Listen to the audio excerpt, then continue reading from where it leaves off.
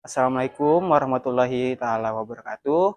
Shalom dan salam sejahtera bagi kita semua. Perkenalkan, nama saya Aldi Rivaldi Hidayah dari Pendidikan Sejarah, Fakultas Keguruan dan Ilmu Pendidikan dari Universitas Mula Warman.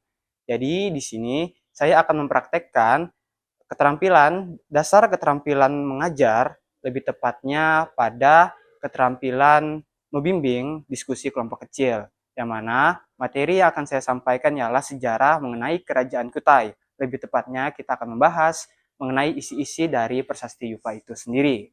Kurang lebih itu saja, silakan menyaksikan.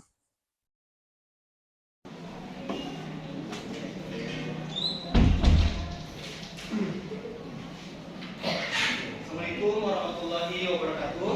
Waalaikumsalam warahmatullahi wabarakatuh. Dan salam sejahtera bagi kita semua. Gimana anak-anak? Masih puasa? Ya udahlah ya. Ini siapa tuh sebelumnya udah harus ke papan tulis itu?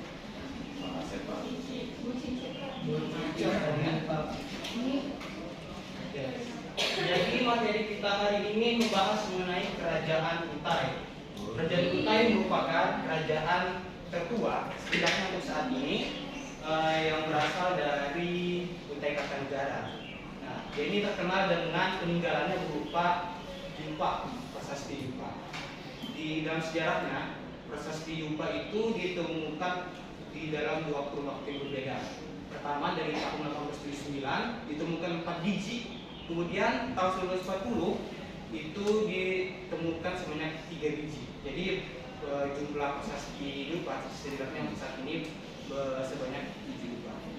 Nah, jadi untuk masalah kita hari ini adalah kita akan berdiskusi mengenai apa saja sih isi dari prasasti Yupa itu. Nah, mengapa kita harus ngebahas ini adalah supaya kita setidaknya lebih dalam mengetahui isi prasasti Yupa, bukan sekedar dari buku-buku yang kita baca aja. Nah, jadi nanti pas saya bagi kelompoknya, Bapak akan kasih kalian buku yang mana isi buku itu berisi mengenai apa aja lah, apa namanya, translate kasarannya lah. Jadi kalian akan menginterpretasi dan juga memberikan pandangan kalian mengenai isi-isi dari prasasti Yupa tersebut ya. Nah, untuk pembagian kelompoknya saya bagi menjadi dua kelompok. Kelompok pertama itu membahas apa saja silsilah mengenai pemerintah kerajaan Kutai kuno. Yang kedua itu kita membahas apa saja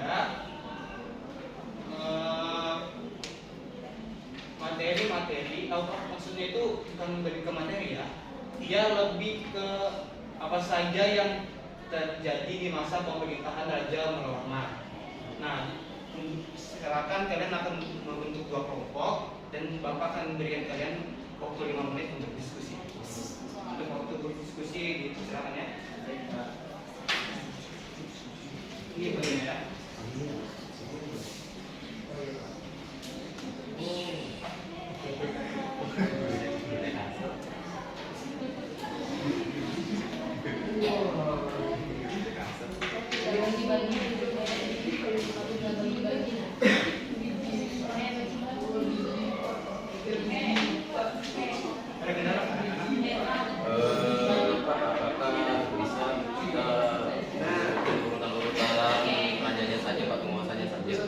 Jadi bagaimana menurut kelompok? Apa hanya sekedar menyebutkan nama-nama urutan penguasanya saja?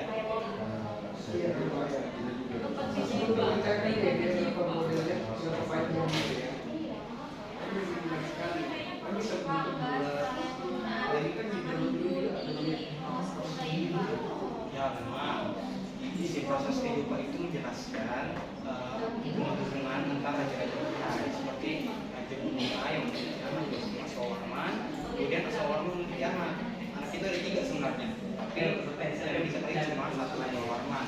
Nah, dan juga secara tersirat dijelaskan dalam prasasti Yupa mengapa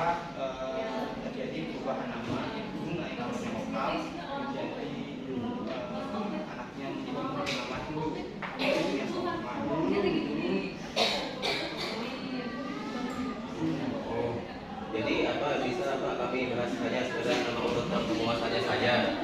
Nah, jadi bagaimana kesepakatan kelompok? Apa membahas nama-namanya saja atau tidak?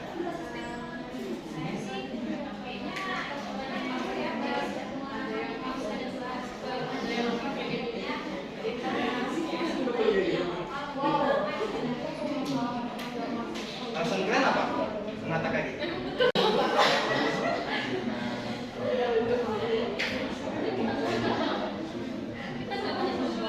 Alasannya? Alasannya?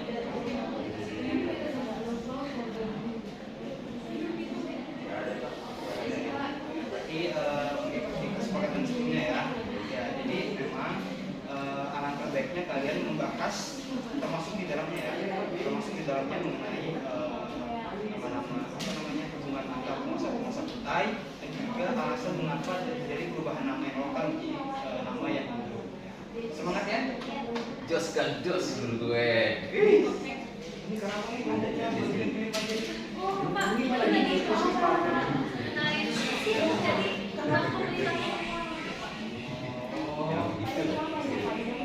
Kalian sudah sampai mana pembahasan kalian ini?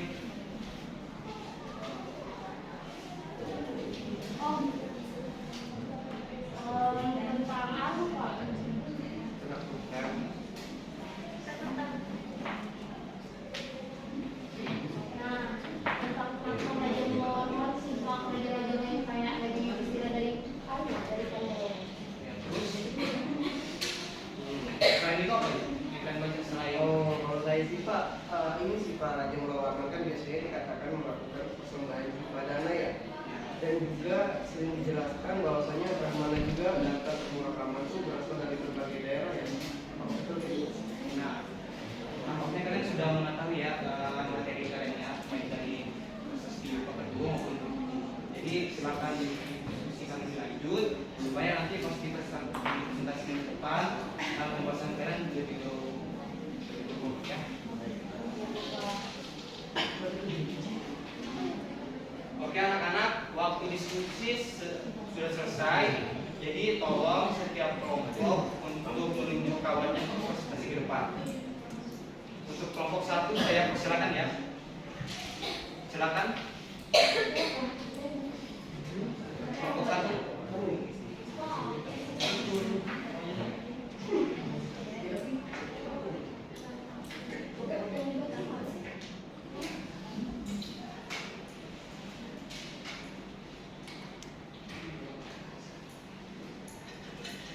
Nah, kelompok 1 ada kendala nggak? Yang maju.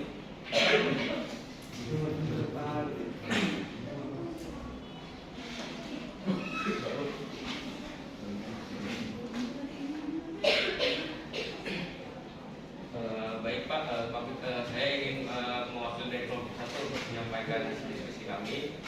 Jadi hasil diskusi kami adalah Raja Kudungga mempunyai anak bernama Asmawarman. Nah, Asmawarman ini merupakan Kudungga ini Pak merupakan raja pertama.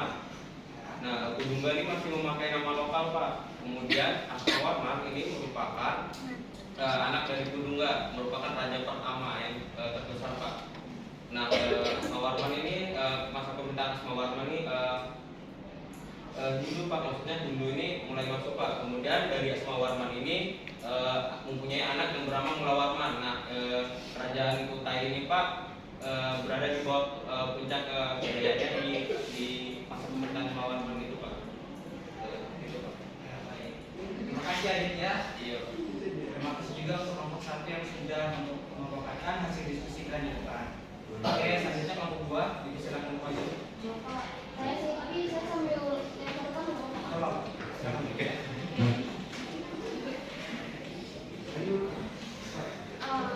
jadi kelompok kami saya akan mempresentasikan hasil diskusi kami.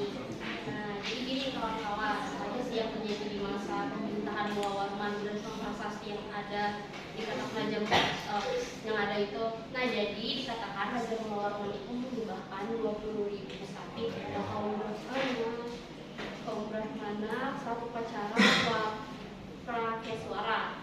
Nah, yang kedua itu adalah penaklukan Raja Mulawarman ke raja lain selayaknya Raja Yudhistira yang ada di Pandawa itu. Dan melakukan ekspansi, dan terakhir Raja Mulawarman dikatakan melakukan persembahan di Padana, dan juga dijelaskannya bahwasanya Brahmana datang ke Muara Kaman berasal dari berbagai daerah. Itu aja. Iya. Sekali lagi Bapak ucapkan terima kasih kepada kelompok 1 dan 2 yang telah memperkenalkan hasil diskusi mereka di depan. Jadi Bapak mau nanya nih, apakah ada yang menambahkan hasil diskusi kelompok kalian, baik dari kelompok 1 dan 2? Saya Pak, Oke, Hafiz, silakan. saya izin menambahkan dari diskusi dari kelompok 1 bahwasannya Raja Aswawarman ini dianggap sebagai uang sengketa karena ia melakukan ritual Prihatosoma, kemudian disahkan sebagai pengantin Hindu dengan mendapatkan kasta kesatrianya Pak. Makanya namanya dinamakan Aswawarman Pak. Baik, terima kasih ya. Terima kasih kepada Hafi yang telah memberikan tambahannya. Untuk kelompok 1 mungkin bisa ditambahin catatannya. Ya, iya Pak, saya Pak. Silakan. Oke, Pak. terima kasih Hafi ya. Hafi kan sudah menjawab. Nah, bagusnya itu kita serahkan dulu ke yang lain ya, supaya kita mendapat lebih wawasan dari perspektif yang lebih luas. Iya. Untuk Adit, silakan. Saya Pak ingin menambahkan dari kelompok 2. Selain itu Raja Mulawarman Pak, dia juga menghibahkan berbagai komoditas kepada Brahmana seperti gunung minyak kental dan malai bunga Pak. Asumsi saya sih mungkin kemungkinan untuk ritual Hindu Pak. Terima kasih ya semuanya yang sudah mengikuti pelajaran saya. Jadi intinya inti dari pertemuan kita kali ini adalah bagaimana prasasti Yupa itu bukan hanya sekedar membahas silsilah mengenai penguasa-penguasa putri saja, tetapi jauh lebih itu. Seperti yang dijelaskan seperti kayak Aditya menjelaskan bahwa Raja Mulawarman itu mempersembahkan berbagai minyak kental, malai bunga, dan juga dijelaskan seperti kelompok 1 itu bagaimana kelompok 2 ya menjelaskan bagaimana Raja Mulawarman itu mempersembahkan 20.000 ekor sapi untuk penguasa untuk para pemuda. Kurang lebih itu saja yang bisa saya sampaikan. Sekian, terima kasih. Wassalamualaikum warahmatullahi wabarakatuh. Selamat sejahtera bagi kita semua. Waalaikumsalam warahmatullahi wabarakatuh. Terima kasih Pak. Kurang lebih itu saja dari video saya. Saya pamit undur diri. Assalamualaikum warahmatullahi taala wabarakatuh. Fi amanillah. Dadah.